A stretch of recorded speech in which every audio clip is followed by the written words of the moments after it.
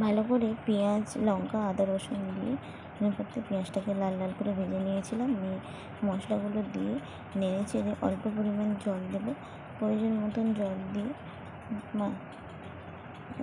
আরেকটু নেড়ে চেড়ে নেব যতক্ষণ না তেল ছাড়ছে।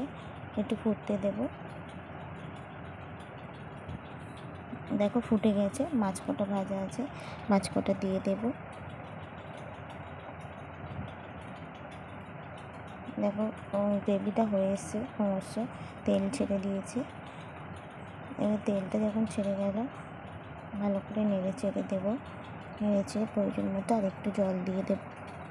জল দিয়ে মাছ কটা দিয়ে দেব, দিয়ে চাপা দিয়ে দেব।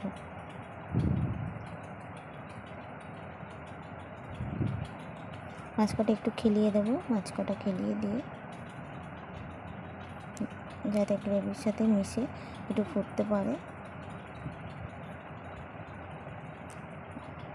প্রায় ফুটে এসছে।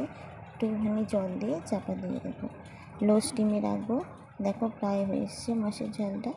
কেমন হয়েছে কমেন্ট করতে ভুলবে না। হয়ে গেছে আমার মাছের ঝালটা। আর কী মাছ সেটাও তোমরা বলতে ভুলবে না। আজকে হচ্ছে মাছের ঝাল, চিংড়ি মাছ ভাজা, করলা ভাজা, আর এদিকে বাঁধাকপিটা সিদ্ধ করে রেখেছি।